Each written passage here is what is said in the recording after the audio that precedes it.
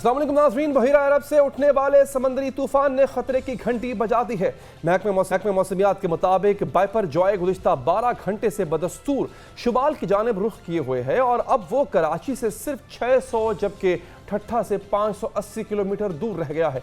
माहिरीन के मुताबिक तूफान के 14 जून तक शिमाली की तरफ बढ़ते रहने का इम्कान है, जिसके बाद ये शुमाल और जनूब मशरकी सिंध और भारतीय गुजरात के दरमियान 15 जून को दोपहर टकरा सकता है। इससे पहले महकमा मौसमियात ने अपने अलर्ट में बताया था कि समंदरी तूफान ठट्ठा से करीब तर होता जा रहा है। इसके इर्द गिर्द हवाओं की रफ्तार 220 किलोमीटर फी घंटा की स्पीड से बढ़ रही है, जबकि तूफान में 40 फीट बुलंद लहरें पैदा हो रही हैं। महकमा मौसमियात के मुताबिक बाइपर जॉय 15 जून की दोपहर तक केटी बंदर सिंध और भारतीय गुजरात को क्रॉस करेगा। तूफान के असरात के तौर पर कराची में 13 से 16 जून के दरमियान गरज चमक के साथ तेज बारिश और आंधी का इम्कान है। इसके अलावा हैदराबाद, टंडू मोहम्मद खान, टंडू अल्लायार, मीरपुर खास में भी तेज हवाओं और गरज चमक के साथ बारिश मुतवक्के है। 13 से 17 जून को ठट्ठा और सजावल, बदीन, थरपारकर और उमरकोट में गरज चमक के साथ आंधी का इम्कान है। 15 जून की सहपहर को समंदरी तूफान भारतीय रियासत गुजरात के साहिल पर इंतहाई शदीद शक्ल में मौजूद होगा। महकमा मुमकिन असरात के तहत जनूब मशरकी सिंध के साहिल तक बड़े पैमाने पर हवाओं, गर्द गुबार और गरज चमक के साथ बारिश हो सकती है, जबकि 80-100 से किलोमीटर फी घंटा की रफ्तार से 180 किलोमीटर फी घंटा की रफ्तार से तेज हवाओं के सबब कमजोर इमलाक को नुकसान पहुंच सकता है। समंदरी तूफान के पेश नज़र कराची में सीव्यू रोड बंद करके साहिल पर जाने पर भी दफा 144 के तहत पाबंदी आयद कर दी है। सिंध हुकूमत ने तमाम ज़िले अफसरों और मुलाजमीन की छुट्टियां भी मनसूख कर दी हैं, जबकि कराची समेत साहिली अजला में कंट्रोल रूम कायम करने का हुक्म दे दिया गया है। महकमा सेहत और KMC अस्पताल हाई अलर्ट पर कर दिए गए। Provincial disaster management authority Sindh ने भी आवाम को हिदायत की है कि तूफान की सूरत में घर की बिजली और गैस बंद कर दें। माहीगीर भी समंदर जाने से गुरेज करें। उधर वज़ीर आला सिंध मुराद अली शाह ने भी सजावल, ठट्ठा और बदीन की साहिली पट्टी का फ़ज़ाई मुआयना किया, जहां इन्हें ब्रीफिंग दी गई कि तूफान बाइपर जॉय के पेश नज़र केटी बंदर और अतराफ के इलाकों से 50,000 अफराद के इनखला का मंसूबा है। तो सिजावल के तालके हैं हमारे जाती, शाह बंदर और काड़ो छाड़। इन तीन में जो एक्सपेक्टेड इवैक्यूएशन है वो है 53,522 लोगों की। ये समझ लें 60,000 लोग इन तीन जगह से इवैक्यूएट करने। ये सिजावल डिस्ट्रिक्ट का पहले मैं आपको जैसे मैंने बताया कि तूफान का रुख चेंज हो रहा है। कराची को डायरेक्ट हिट तो नहीं कर रहा, लेकिन इस तूफान के साथ तेज हवाएं और बारिश होगी। जो इन्होंने प्रिडिक्ट किया है वो कह रहे हैं कि तकरीबन आधे घंटे में 60 मिलीमीटर बारिश यानी 2.5 इंच के करीब बारिश आधे घंटे में होगी। ये एक क्लाउड बर्स्ट वाला सिस्टम होगा। हमने 2020 में भी ये फेस किया था, 2022 में भी फेस किया था उस इंटेंसिटी का, उस सिलसिले, और हवाएं तेज चलेंगी। दूसरी जानिब समंदरी तूफान के खदशे के पेश नज़र बलूचिस्तान की साहिली पट्टी पर भी हाई अलर्ट जारी कर दिया गया है। बाइपर जॉय के मुमकिन खदशे के बायस दफ़ा 144 नाफिज करके अस्पतालों को हाई अलर्ट कर दिया गया, जबकि मुतल्लिका महकमों के मुलाजमीन की छुट्टियां मनसूख कर दी गई हैं। जी हाँ नाज़रीन, इंतहाई अहम है ये खबर, क्योंकि इस पर मुसलसल बात हो रही है, मुसलसल इसके खदशे का इज़हार किया जा रहा है। इसकी शिद्दत में भी आहिस्ता आहिस्ता इजाफा हो रहा है। के हवाले से मजीद बात भी करेंगे, एक वक्फा लेंगे और वक्फे के बाद हाजिर होंगे।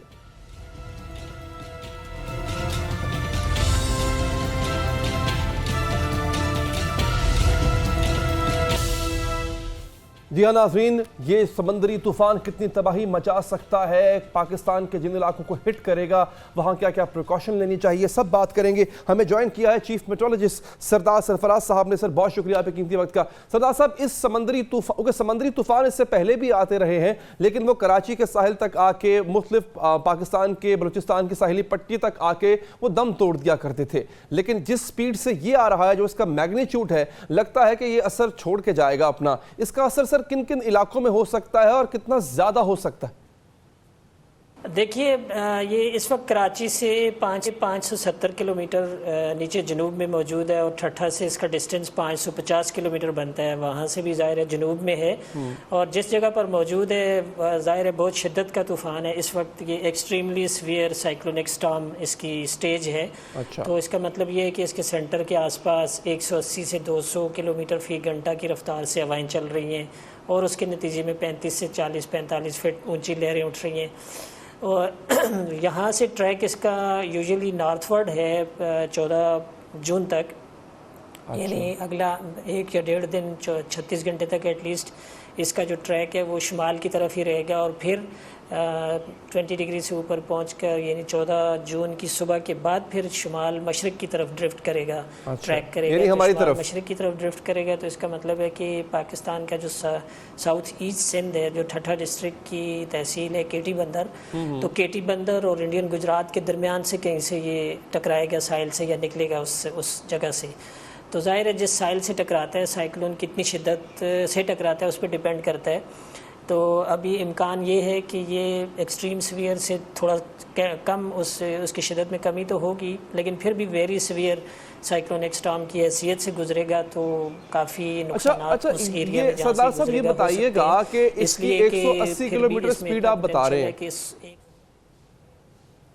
अच्छा ठीक है, आप प्लीज कंटिन्यू। अच्छा ठीक है, अच्छा इसमें बताइएगा एहतियाती तदाबीर क्या करनी होती हैं और क्या जो तूफानी बारिशें हैं वो भी हो सकती हैं सिलसिले में? सर देखिए ना, इसके तीन ही बड़े असरात या इम्पैक्ट्स होते हैं साइक्लोन के। एक तो हाई इंटेंसिटी विंड होती है, दूसरा टोरेंशियल रेन होती है, बहुत ज़्यादा तूफ़ानी बारिशें होती हैं। अच्छा। जब ये साहिल से टकराता है तो उस एरिया में, और तीसरा स्टॉर्म सर्ज जैसे मैंने आपको कहा, और चौथा भी आप कर सकते हैं कि कोस्टल इनंडेशन हो जाती है, जो साइडी पट्टी है उस पर पानी अंदर आ जाता है समंदर का, तो सैलाबी कैफियत हो सकती है। तो इसमें ज़ाहिर है कि जो डिस्ट्रिक्ट साउथ ईस्टर्न सिंध के डिस्ट्रिक्ट्स हैं उसमें ठट्ठा, सुजावल, बदीन, मीरपुर ख़ास, उमरकोट और थरपारकर, ये जो 6 डिस्ट्रिक्ट्स हैं इनमें काफ़ी ज़्यादा तेज़ बारिश मुतवक्के है। 3 से 4 दिन तक मुसलसल, यानी 13 अप्रैल से शुरू हो सकती है, कल रात से कल रात से किसी जगह में शुरू हो सकती है, और 14 से ऑनवर्ड तो फिर ज़्यादा इम्कान है। जैसे जैसे ये करीब आएगा तो फिर ज़्यादा इम्कान है बारिश का। क्रॉस इसने करना है 15 जून की दोपहर को, तो ज़ाहिर है उसके बाद फिर फ़ौरन क्रॉस करके ख़त्म नहीं हो जाता, इसका डिकेइंग प्रोसेस जो है ना वो भी टाइम लेता है। यानी साइक्लोन से वापस डिप्रेशन, फिर वापस लो प्रेशर एरिया, और फिर लो प्रेशर एरिया की जो रेमिनेंट ट्रफ होती है या उसकी एक्सटेंशन होती है, जब तक वो मौजूद रहती है उस एरिया पर तो बारिश होती रहती है। अच्छा। तो यूँ ये 14 से लेके 16 या 17 जून तक इन तमाम डिस्ट्रिक्ट्स में अच्छी तेज़ मूसलाधार बारिश होगी। आप एक्सपेक्ट कर सकते हैं 300 से 400 मिलीमीटर बारिश इन तमाम डिस्ट्रिक्ट्स में इतनी हो सकती है इसके नतीजे में।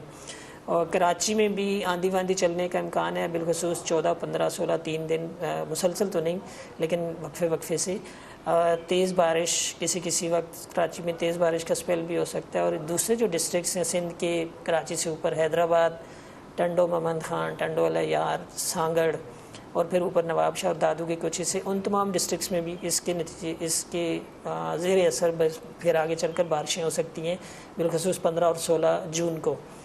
तो तकरीबन कह लें आपके सिंध के 70-80% हिस्से पर अच्छी खासी तेज़ बारिशें इसके नतीजे में मुतवक्की। ठीक, अच्छा ये बताइएगा सर, इतनी शदीद बारिशों के लिए एहतियाती तदाबीर क्या रिकमेंड करते हैं आप? एक पूरा विंड के हिसाब से होता है ना क्राइटेरिया कि कितनी तेज़ हवा चलती है, उसके क्या क्या नुकसान हो सकते हैं। यानी अच्छा। अभी एक्सपेक्ट ये कर रहे हैं हम कि ये वेरी सीवियर साइक्लोनिक स्टॉर्म की हैसियत से आएगा, तो इसका मतलब है 80 से 100 किलोमीटर फ़ी घंटा की रफ्तार से, या कुछ एरियाज़ में 120 किलोमीटर फ़ी घंटा। तो जो भी चीज़ इसके रास्ते में ज़ाहिर इतनी तेज़ हवा या आंधी की उसमें आती है तो वो गिर सकती है। तो इसलिए एहतियाती तदाबीर आम पब्लिक के तो करने का ये है कि वो अगर घरों से बाहर गैर ज़रूरी तौर पर ना निकलें, और दरख्तों की ओट में या जो लूज स्ट्रक्चर्स होती हैं आपके, जैसे छप्पर वप्पर होते हैं, चादर छत के इस तरह की होती हैं कुछ होटल्स, कुछ और इंस्टॉलेशंस, तो उनकी ओट में खड़े ना हों उस वक्त। और तेज़ बारिश का जब स्पेल चल रहा हो तो ख़ासकर बड़े शहरों में ये होता है कि बिजली के तार वार गिर सकते हैं इतनी तेज़ हवा से। वो तार वार जब गिरें तो ज़ाहिर है पानी में करंट फैल जाता है, उससे अमवात हो जाती है। उससे दूर रहें, उससे बचें। इंतज़ामी सतह पे एक तरह से यह ज़ाहिर है कि जो बिल्कुल नशेबी इलाके हैं, जैसे मैंने ठट्ठा की मिसाल दी आपको, इसी तरह कराची में भी कुछ जगह ऐसी हैं जैसे जो बिल्कुल समंदर के साथ मिली हुई हैं, अमूमन वहाँ पर फ़िशरमैन का ही ज़्यादा आबादी होती है। उसमें मुबारक विलेज है, उसमें रिली गोट है, उसमें इब्राहिम हैदरी है, यहाँ पर एक गोट है, और इसी तरह से बाबा बेटशाह एक जजीरा है समंदर के अंदर। तो वहाँ जो आबादियाँ हैं उन लोगों को इनखला की ज़रूरत ज़ाहिर पड़ेगी जब ये आएगा ऊपर 15 के बाद। तो उसके चूँकि समंदर में रफनेस और तलातम बहुत ज़्यादा हो जाएगा, तो लहरें ऊंची उठकर उन आबादियों में पानी दाखिल हो सकता है। तो ज़ाहिर है कि जब इंतज़ामिया ने इसके लिए इंतज़ामात किए हुए इनखला के लिए, तो लोगों के पास जब इनखला के लिए जाएंगे तो अमूमन लोग ज़ाहिर है रिलेक्टेंट होते हैं अपनी घर बार छोड़ना, अपनी जगह छोड़ना। तो अगर उन्हीं की हिफाजत के लिए अगर ये चीज़ की जाती है तो उनको एक तरह से एग्री करना चाहिए, सुनना चाहिए। अच्छा, हमने ये भी देखा है सरदार साहब माजी में कि ऐसी वीडियोस सामने आई, सुनामी आता है, सुनामी की वीडियोस भी होती हैं, बाज़ जगहों पे पेशगोई की भी होती है, बाज़ जगहों पे पेशगोई नहीं भी हो पाती है। अक्सर ये होता है कि पहले वार्न कर दिया जाता है, अगर अर्थक्वेक की वजह से सुनामी हो रही है फिर तो वार्निंग नहीं हो सकती है।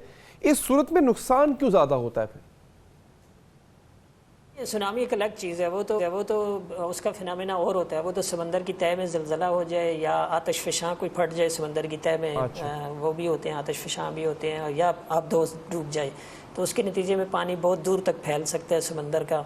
लेकिन आपको याद होगा 2004 में इंडोनेशिया में सुनामी आई थी, तो यहाँ हमारे इस एरिया में यानी सदर्न इंडिया और श्रीलंका पे भी अमवात हो गई थी, पानी इतना ऊपर आबादियों में आ गया था। साइक्लोन एक अलग फिनोमेना है, इसकी तो जैसे 6 जून को बना था तो जाहिर है उसके बाद पेशन गोई चल ही रही है। आज हमने 13वां अलर्ट इशू किया है और अलर्ट के वार्निंग के उसे, तो इसका मतलब है कि 5 जून से हमने इसको एक तरह से फोर्सी करना शुरू कर दिया था कि अब लो प्रेशर है, अब डिप्रेशन है, आगे चल के साइक्लोन बनेगा। तो उसकी मुसलसल वाच या मॉनिटरिंग हो रही है, लेकिन एक्चुअली ये इतना इस तरह का ज़ोरदार फिनोमेना होता है कि आप जितने भी इक़दाम कर लें तो ज़ाहिर है एक कुदरती आफत के तौर पे होता है। तो आफत का मुकाबला आप कहाँ तक कर सकते हैं? जितना मुमकिन होता है उतना तो लोग करते हैं।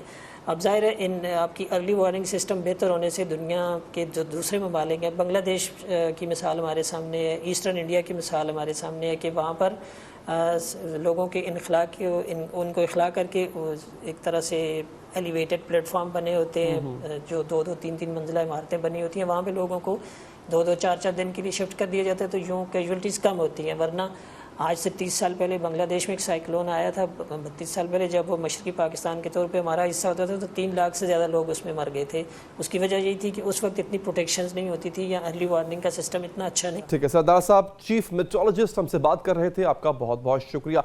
आगे बढ़ेंगे नाज़रीन। मुल्क के सबसे बड़े शहर कराची की मेयरशिप के लिए तबले जंग बच चुका है और इस मार्के में सिर्फ 2 दिन बाकी रह गए हैं, लेकिन इलेक्शन से पहले ही प्री पोल धांधली, छांगा मांगा तर्ज की सियासत और हॉर्स ट्रेडिंग की गूंज है। खबरों के मुताबिक कराची मेट्रोपॉलिटन कॉर्पोरेशन में जमात इस्लामी और पीटीआई के मजमूई वोट 192, जबकि पीपल्स पार्टी और इत्तेहादियों के मजमूई वोट 174 है। पीटीआई के तमाम अरकान की जानिब से जमात इस्लामी के उम्मीदवार को वोट मिल गया तो जमात इस्लामी का मेयर बआसानी मुंतखब हो जाएगा। दूसरी जानिब अगर पीडीएम में शामिल जमातों के अलावा पीटीआई के 20 अरकान ने जाले उम्मीदवारों को वोट दे दिया तो पीपल्स पार्टी पहली मरतबा कराची से अपना मेयर मुंतखब कराने में कामयाब हो जाएगी। यानी 20 वोटों की नंबर गेम, खेल का पासा पलट सकता है। कराची के बलदियाती ऐवान में पीपी के अरकान की तादाद 155, जमात इस्लामी 123, पीपीटीआई 62, मुस्लिम लीग नून 14, जमीयत उलमा इस्लाम 4, जबकि तहरीक लब्बैक का एक रुकन है।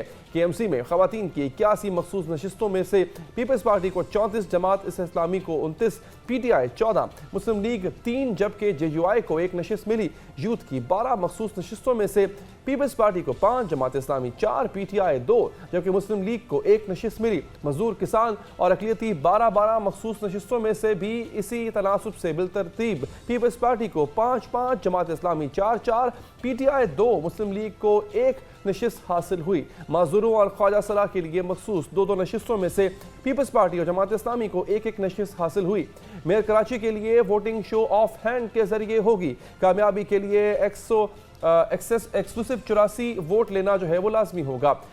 200 से ज़्यादा उम्मीदवार होने की सूरत में अगर कोई उम्मीदवार 184 वोट हासिल न कर सका तो फिर पहले और दूसरे नंबर पर आने वाले उम्मीदवार के दरमियान मुकाबला होगा।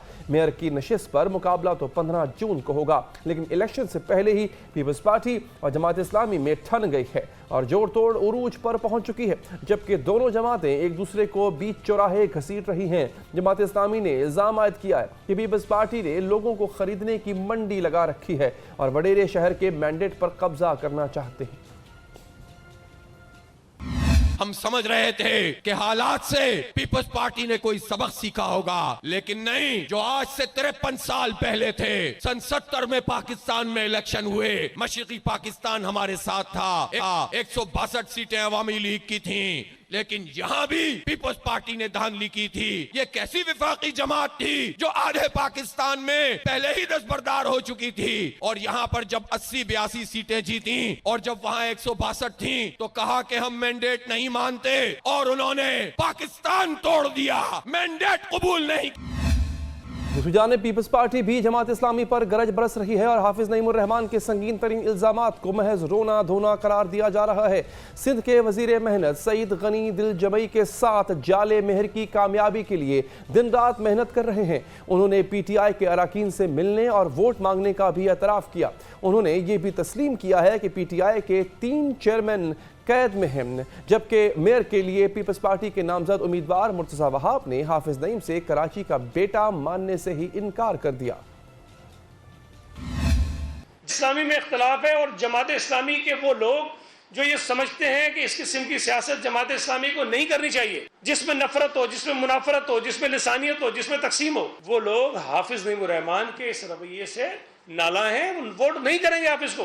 क्या आप NED यूनिवर्सिटी जाइए और ND यूनिवर्सिटी जाके कागजात निकलवाइए हाफिज़ नईमुर रहमान साहब के। क्या हाफिज़ नईमुर रहमान साहब जो अपने आप को कहते हैं इंजीनियर, कहते हैं इंजीनियर हैं, वो आप लोगों के ऊपर इल्ज़ामात लगाते हैं कि आप लोग यहाँ के गैर मकामी हैं। ज़रा चेक कीजिए कि पैदाइश कराची शहर की है या नहीं उनकी। मैं तो कराची में पैदा हुआ हूँ, सलमान अब्दुल्ला मराद कराची में पैदा हुए हैं, सईद गनी साहब कराची में पैदा हुए हैं, उनकी पैदाइश है कराची की। इससे पहले सिंध के वज़ीर आला सैयद मुराद अली शाह भी दो टोक कह चुके हैं कि कराची उनका शहर है और मेयर कराची भी उनका होगा। मेयर हमारा कराची का है, ये आपको मैं बड़ा क्लियर बता दूं। अब बाकी जो वो रोना धोना करे, और कराची मेरा है, कराची का मेयर इसी कमरे में बैठा है, ठीक है ना। तो नहीं, आप भी हो सकते हो ना, एनी पर्सन, ठीक है, कोई भी हो सकता है ना। आज उधर एक अहम पेशरफ्त हुई है और PTI के दर्जनों UC चेयरमैन का हाफिज नईम को वोट देने से इनकार कर दिया। बागी ग्रुप के रहनुमा असरमा असद अमान ने दावा किया है कि PTI के तकरीबन 40 UC चेयरमैन मेयर के इंतखाब के दिन ऐवान में नहीं जाएंगे। मेयर कराची के हवाले से इस नई पेशरफ्त ने बज़ाहिर सियासी सूरत हाल में वाज़ेह हलचल मचा दी है और हाफिज नईम का मेयर बनने का ख्वाब कदरे धुंधला गया है।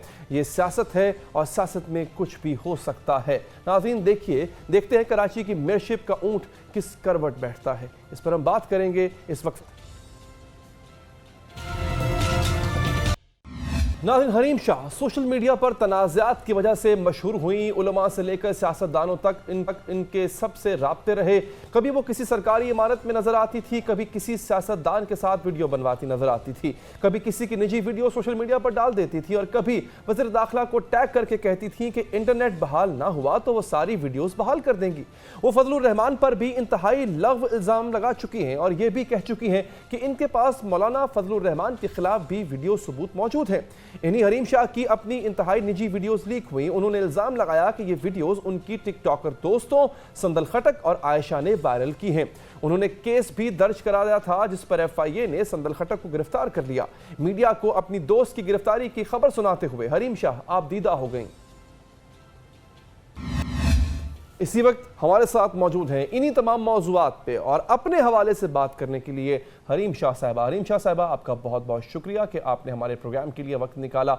बहुत सी बातें हैं जो आज आपसे करनी है, लेकिन सबसे पहले मुझे ये बताइए आज क्या हुआ था, अदालत में क्या हुआ आज? आपके साथ जो एक बुरा हुआ, मतलब मैं उसको हमेशा कंडेम किया है, आगे भी कंडेम करता रहूँगा, सब ने कंडेम किया जो आपके साथ हुआ। अगर तो ये संदल खटक ने किया और आयशा ने किया, तो आज का ज़रा कुछ बताइएगा। इनको गिरफ्तार कर लिया गया और ये केस एक तरह से आपके हक में गया। जी अली भाई, वालेकुम अस्सलाम। और सबसे पहले आपका बहुत बहुत शुक्रिया। बिल्कुल आपने इस चीज़ को कंडेम किया था और इसके खिलाफ अपनी आवाज़ बुलंद की थी और एक मतलब मुसद्दिका सहाफ़ियों ने का हक अदा किया था। उसके लिए मेरे पास अल्फाज नहीं आपका शुक्रिया अदा करने के लिए, लेकिन पूरी दुनिया के सामने या जितने भी आपके फॉलोअर्स हैं सबके सामने आपका बहुत बहुत बहुत शुक्रिया। खुश रहें। जी बिल्कुल, ये चूँकि केस जब चल रहा था तो मैंने आगे आपको बताया था और मैं पाकिस्तान इसी केस के सिलसिले में आई थी और मैंने अपने सारे काम रोक के जो है तो मैंने शुरू से स्टार्ट इसे सच्चाई का मुजाहिरा करते हुए इस केस को मैंने लड़ा।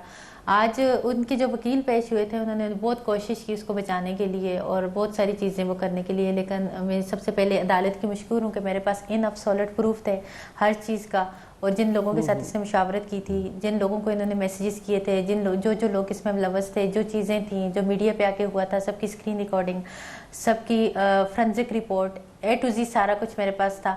लेकिन जज ने दोनों साइड के दलाइल सुनने के बावजूद जो है तो मेरे हक में फ़ैसला किया। मुझे वहाँ पे दुख एक बात का हुआ कि वहाँ पे मैंने इसकी ऑडियो वगैरह, वीडियोस वगैरह सारा कुछ प्ले किया, लेकिन इसके बावजूद जो उसकी तरफ से वकील था वो इतना मतलब वो कर रहा था, फाइट कर रहा था कि उसके लिए ये चीज़ें बहुत नॉर्मल थी, किसी की वीडियो आना। वो कहते टिकटॉकर्स हैं, क्या हुआ, ये हैं वो हैं। तो मतलब इस तरह के दलाइल देने के बावजूद बहुत 1 घंटे तक उन्होंने बहसों मुबाहिसा की और जज ने बहुत तहम्मुल मिजाजी के साथ हमारा केस सुना। उन्होंने कोई जल्दबाजी नहीं थी दोनों तरफ के वो। लेकिन मैं कहूँगी कि इनके वकील के लिए शर्म का बायस है। शायद आपके उसके मैं कन्वर्ट कर सकूँ, वहाँ तो मैं नहीं बोल सक रही थी। अगर उसकी बेटी वहाँ पे होती तो मेरे ख्याल में उसके साथ ऐसा हुआ था तो आज वो जो मुझे मेरी वजह से संदल को बचाना चाह रहा था, प्रोटेक्ट करना चाह रहा था और इन चीज़ों को बहुत नॉर्मली ले रहा था कि कुछ नहीं है, टिकटॉकर्स हैं, ये हैं, लड़ाई, ये वो सारा कुछ क्या होता है, वीडियोज़ हो गई, तो उनके लिए बहुत नॉर्मल था। लेकिन अल्हम्दुलिल्लाह अल्लाह ने फतह नसीब कराई और आज संदल की अदालत में जो है तो सबके सामने वो अरेस्ट हुई। मुझे मलाल, रंज, तकलीफ, दुख है कि मेरी दोस्त थी, मेरे साथ थी, जाहिर है मेरा दिल ऐसा नहीं है। अच्छा, रोना भी आपको इसी वजह से आया था? आपकी आंसू भी इसी वजह से झलके थे कि आपकी दोस्त गिरफ्तार हुई हैं? मेरे बिल्कुल, मेरा क्या, क्योंकि 5 साल मेरे साथ रही हैं। आप किसी के साथ रहते हो, आपको मतलब ट्रस्ट होते हैं और आपका जब 5-6 साल एक छोटा अर्सा नहीं है, जब आप चड्डी फ्रेंड होते हो, एक जगह खाते हो, पीते हो, उठते हो, बैठते हो और किसी पे इतना ट्रस्ट करते हो और ये सारा आपकी मतलब आप इमोशनली एक दूसरे के साथ अटैच होते हो और फिर वो बंदा उठ के आपके साथ करे इस तरह का, कोई गैर भी नहीं था। मेरे अपने मतलब करीबी दोस्त ने मेरे साथ ऐसा किया तो मेरे लिए सबसे ज्यादा कर्ब का बात आई कि मैं किसी स्टेज पे माफ कर दूंगी संदल को, क्या ऐसी कोई बात आई? मुझे बिल्कुल, मुझे तरस आ रहा था, मुझे बहुत रहम आ रहा था, लेकिन मैं चाह के भी उसकी तरफ नहीं देख रही थी क्योंकि मैं अपना दिल नरम नहीं करना चाह रही थी। मेरी जो बेइज्जती हुई थी और मेरी फैमिली और आपके सामने जितना मीडिया ने मुझे आके कहा कि इसने तो खुद अपनी पब्लिसिटी स्टंट के लिए जो है तो वो किया और उस वक्त भी आपने कहा था कि कोई इतना गिर नहीं सकता, आपने ये बात की थी कि कोई इतना गिर नहीं सकता कि इस तरह की वीडियोज़ वायरल करे। लेकिन मीडिया चैनल्स भी मेरे अगेंस्ट थे कि ये तो अपनी पब्लिसिटी स्टंट करना चाहती है, इसको तो मीडिया में नाम चाहिए, तो ये कुछ भी कर सकती है। तो वो सारी चीज़ें मेरे आगे इसी तरह है, मेरे मतलब माइंड से निकली नहीं है। तो अगर ये सारी चीज़ें आज अदालत में प्रूव न होती तो मैं तो पूरे मीडिया के सामने, पूरी दुनिया के सामने गद्दी थी। लोगों के तो जहन में यही बात होती कि हरीम ने ऐसा कुछ खुद की है, तभी ये जो है तो वो कर रही है। अच्छा, लेकिन हरीम एक दूसरा पहलू है, देखें ये आपकी वीडियोस का लीक होना मैंने तब भी कंडेम किया, आज भी करता हूँ, हर औरत के लिए करूँगा, सिर्फ आपके लिए नहीं, हर औरत की एक, इनफैक्ट आपको याद होगा आमिर लियाकत की वीडियो लीक हुई थी, मैंने उसको भी कहा था कि जितनी औरत की इज्जत है उतनी मर्द की भी इज्जत होती है, कोई अपने आप को इस हालत में देखना नहीं चाहता। exactly. अच्छा, लेकिन अब आप जब धमकी देते हो किसी और को कि जब मैं तुम्हारी वीडियो लीक कर दूंगी, मौलाना को आपने कहा कि तुम्हारा भी बड़ा कुछ है, फैजुल हसन चौहान को भी आपने कहा कि मेरे पास कुछ है आपके पास, तो फिर आप जब ऐसे किसी और को धमकी देते हो तो वो भी तो यही सोचता होगा ना जो आज आप सोच रहे हो। मैंने आपको पिछली दफ़ा भी कहा था कि अगर उनके मामले में देखें, जो फैजुल हसन चौहान की बात थी, जितनी भी थी, मैं मुफ्ती कवि से लेके जितने भी थे, मैंने हमेशा आके इन चीज़ों को आपके मतलब बहुत उससे बताया और मैं उस पर कोई शर्मसार नहीं हूँ। मैंने कोई झूठ बयानी अपने से नहीं की या कोई भी ऐसी बात नहीं की जिसका मैं एविडेंस ना दे सकूँ। और मैंने बाकायदा कहा है कि उनकी नज़र में अगर मैं गलत हूँ, क्योंकि पहले वो भी मुझे डिस्कस करते हैं, लेकिन मेरे पास सॉलिड प्रूफ होते हैं, मैं प्रूफ के बेयाब पे बात करती हूँ, मैं उन पर एलिगेशन तो पहली बातें नहीं लगाती। मेरे पास कुछ होता है तो मैं बात करती हूँ, अदरवाइज मैं बात ही नहीं करती। और मेरे पास जब कुछ होता है तो मैं आके आपके उसमें शो में प्रूव भी करती हूँ, जैसे मैंने मुफ्ती कवि का किया था और आपने देखा था और आपके शो में वो बंदा बैठा हुआ था और यहाँ पे शर्मसार होने के बजाय वो फिर भी आगे से बोल रहा था। तो जितने भी पॉलिटिशियंस हैं, चाहे वो फैजुल हसन चौहान है, उन पे जो मैंने बात की थी, मैंने आपको कहा था सामने लेके आए, मेरे सामने बैठाए, उनको बोलें ये बातें मैं गलत कर रही हूँ, मेरे मुंह पे आके, लेकिन वो आ ही नहीं सकते इस चीज पे। अच्छा, अगर आपने उनको हरीम लग एक रहा है कि पोस्ट की थी, अदालत का रास्ता है, आपने एक पोस्ट की थी आज से 4 दिन पहले, मैं पता नहीं शायद दिखा नहीं पाऊंगा टेलीविजन पे उसको, और आपने कहा था गेस हु इज दिस लोटा, ये बंदा कौन है? आपको पता है, मैं आपको एक बात बताऊं, ये जो है मौलाना की आप बात करते हैं, मौलाना के फॉलोअर्स मुझे पिछले 3-4 महीने से हरेस कर रहे हैं, मुझे इंस्टाग्राम पे डिफरेंट प्लेटफॉर्म पे वो कर रहे हैं। अच्छा। मैंने कराची अदालत से भी रुजू किया हुआ है, वहाँ पे भी मुझे, आपको पता है अदालत ने जो है तो मुझे सिक्योरिटी फ्राहम करने के लिए बाकायदा उन्होंने लेटर दिया हुआ है और वहाँ पे भी मैं बरी हुई हूँ और वहाँ पे भी मेरा केस जो है तो मेरे हक में गया है। जितने भी पॉलिटिशियंस हम बारी बारी सब पे आते हैं, मैं आज आपको कुछ नहीं कहता, मैं सिर्फ आपसे पूछूंगा कि आप ना हकीकत बताएं, ये मौलाना पे आपने एक इल्ज़ाम लगाया, ये क्या है? आपने किसी ख्वाजा सरा की बात की और थाईलैंड की बात आपने की थी, ये क्या है? जरा इसका कोई सबूत है आपके पास? इसकी बैकग्राउंड कहानी क्या है? ये मैंने देखिए, ये मैंने बिल्कुल बात की थी और ये मेरी बिल्कुल वीडियो है, इस चीज़ से मैं कभी भी इनकार नहीं करूँगी। और मेरे अभी जो केस चल रहा है उस पर एडवोकेट ने मुझे इन चीज़ों पे बहस करने से बिल्कुल मना किया हुआ है। तो अगर उनको ऐसा लगता है कि मैंने उन पर कोई एलिगेशन लगाया हुआ है तो जाएँ अदालत में इस चीज़ को वो करें जाके। अच्छा, अगर आपको ये लोग ले जाते हैं कल को अदालत में, अगर कल को मौलाना या फैजुल हसन चौहान ले जाते हैं तो आपके पास सबूत होंगे?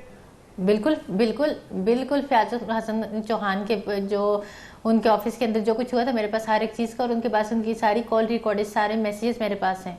कोई भी ऐसी चीज़ नहीं जो मेरे पास ना हो। अच्छा, ये बंदा अरीम शाह साहबा, ये बंदा कौन है?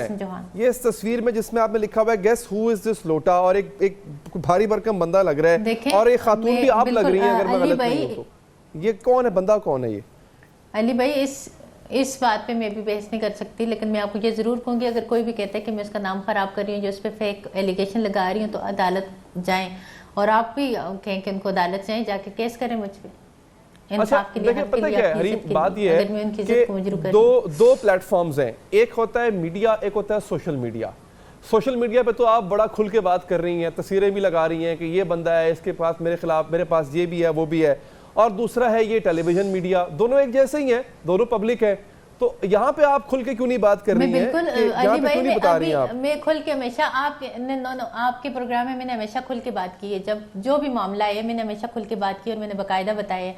लेकिन अभी इन हालात में जो अभी मैं अपने दो केस है आयशा के अगेंस्ट एफएट में और इनके अगेंस्ट जो लड़ रही हूँ, इस पे मैं अभी इन हालात में, मतलब अभी के दिनों में मैं इन पे बात नहीं करना चाहती। मैं चाहती हूँ कि मुझे अल्लाह ताला इस चीज़ में जैसे फतह दी है, पहले उस पर वो हुआ है, तो मैं थोड़ा सा इन चीज़ों से बाहर निकल जाऊँ। बाकी ये सियासत और ये सारी चीज़ें ये तो अच्छा, मुझे बड़ा हैरान हूँ हरीम, आप इतने बड़े बड़े लोगों से आपने पंगा लिया हुआ है, आपको अपना कोई खतरा नहीं है? आपको डर नहीं लग रहा कि आपने किस किस को धमकी दी हुई है? यार ये बड़े बड़े ताकतवर लोग हैं। अली भाई, आपको पता है आज अदालत में मैं यही देख रही थी और मैंने तब कहा था कि वो कुल जाल हक व ज़हकल बातिल इन्नल बातिल कान ज़हूका। आपको पता है संदल आपने साथ 3 वकील लेके आई हुई थी और पता नहीं किस किस को लेके आई हुई थी कि शायद वो हो जाए, लेकिन वो होते जो अल्लाह। और एक साइड पे मैं अकेले खुद, आपको पता है मैंने आपने केस पे खुद बहसों मुबाहिसा की है, जज के सामने खड़े होकर मैंने खुद सारी चीज़ों को वो की है और मैंने एक एक चीज़ वहाँ पे खुद वाज़ेह की है। और दूसरी साइड पे उसका एक वकील भी बोल रहा था, दूसरा भी बोल रहा था, उसकी अम्मी भी आई हुई थी, उसने पेशावर के 3-4 गुंडों को भी साथ लेके आई थी, बाहर भी लोग खड़े किए हुए थे।